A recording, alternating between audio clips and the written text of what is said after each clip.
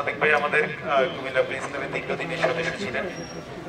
আজকে আমি প্রেস ক্লাবের সভাপতি হয়েছি অনুপ্রেরণায়, তার জন্য কৃতজ্ঞতা প্রকাশ করি আজকে আপনাদের।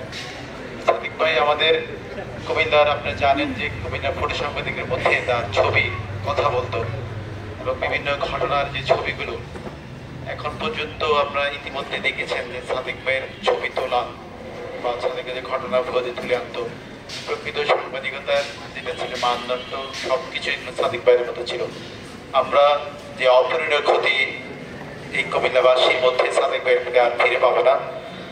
তাই সাদেক ভাইয়ের পক্ষ থেকে, কুমিল্লা প্রেস ক্লাবের পক্ষ থেকে আমি প্রেস ক্লাবের সভাপতি হিসেবে আপনাদের কাছে সাদেক ভাইয়ের কথাবার্তায় সবসময় হাস্যোজ্জ্বল মানুষ ছিলেন এবং রসিকপ্রবণ ছিলেন, স্পষ্টভাষী ছিলেন। যদি কারোর মনে কোনো ব্যথা দিয়ে থাকেন বা কেউ যদি ওনার কথায় কষ্ট পেয়ে থাকেন, আল্লাহর ওয়াস্তে ওনাকে মাফ করে দিবেন। আমরা পরিবারের পক্ষ থেকে এবং প্রেস ক্লাবের পক্ষ থেকে আপনাদের সকলের কাছে বিনীতভাবে মাফ চাই। মহান আল্লাহ যেন ওনাকে সেই ব্যস্ত নসিব করে। আগামী 22 তারিখ শনিবার সাদেক ভাইয়ের জন্য আমরা কুমিল্লা প্রেস ক্লাবে বাদ মাগরিব একটি স্মরণ সভা করব এবং মিলাদ দোয়ার আয়োজন করেছি। আপনারা সবাইকে দাওয়াত করছি। ধন্যবাদ সকলকে। সবচেয়ে বড় বিষয় হলো আমার এই চাস্ত ভাই এম সাদেক, যার হাত ধরে প্রথম আলোতে যাওয়া আমাদের বড় ভাই। আপনারা সবাই চিনেন ওনাকে, আপনার নাম হিসেবে চিনেন নাসির ভাই। নাসির ভাই কি চলে গেছেন? আচ্ছা, উনি প্রেস ক্লাবের ওখানে বক্তব্য রাখছেন, উনি ঢাকা থেকে আসছেন, ওখানে জ্বালা জল দিচ্ছেন, এখানে আসছিল, হয়তো চলে গেছে। তো এখন আমাদের এই সাদেক, যার সাথে দীর্ঘদিন কর্মময় জীবন করেছেন, প্রথম আলোর রিপোর্টার আব্দুর রহমান ভাইকে আমি বিনয়ের সাথে অনুরোধ করছি দুইটি কথা বলার জন্য। আসসালামু আলাইকুম ওয়া রাহমাতুল্লাহ। প্রিয় মুসল্লিবৃন্দ, এম সাদেক আমার মাথার উপর ছায়া ছিলেন। আমার প্রথম আলোতে যোগদানের পর থেকেই তিনি আমাদেরকে বটবৃক্ষের মতো ছায়া দিয়েছেন। আমি আজকে আমার এখনো বিশ্বাস হচ্ছে না যে আমার এম সাদেক ভাই নাই। আমি বয়সে এম সাদেকের সন্তান তুল্য, এরপরও তিনি আমাকে আপনি করে সম্বোধন করতেন। সবসময় পেশাগত দায়িত্ব পালনের ক্ষেত্রে তিনি ছিলেন আপোষহীন। ওনার অর্ধেক বয়স আমার না, কিন্তু দেখা গেছে কোনো একটা আমাদের অফিসের কাজে যখন আমরা যেতাম, আমার আগেই তিনি হাজির থাকতেন। মহান আল্লাহ পাকের কাছে তার বেহেশত কামনা করছি।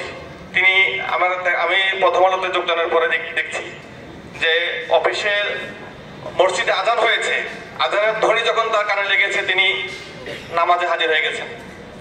তিনি কাজ ফেলে আগে নামাজ আদায় করেছেন, তারপরে কাজ করেছেন।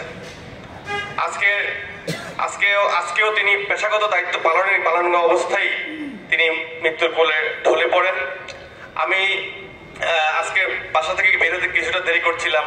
আমাদের এই সহকর্মী মাসুদ রানা জুয়েল আমাকে 11:32 কল করলেন যে ভাই তাড়াতাড়ি অ্যাম্বুলেন্স নিয়ে চাঁদপুর ব্রিজের এখানে আসেন। আমি ফোন কেটে একদিক দিয়ে অ্যাম্বুলেন্স গেছে, একদিক দিয়ে আমি গিয়েছি। গিয়ে দেখলাম যে সাদেক ভাই একটা চেয়ারে বসে আছেন, খুবই গুরুতর অবস্থা। তাড়াতাড়ি করে অ্যাম্বুলেন্সে আমি তাকে তুললাম। অ্যাম্বুলেন্স ওঠানোর পরে তিনি আমার হাতের উপরেই একবার বমি করেছেন। তারপরে তিনি বললেন যে ভাই আমার বুকে খুব ব্যথা করছে বুকে।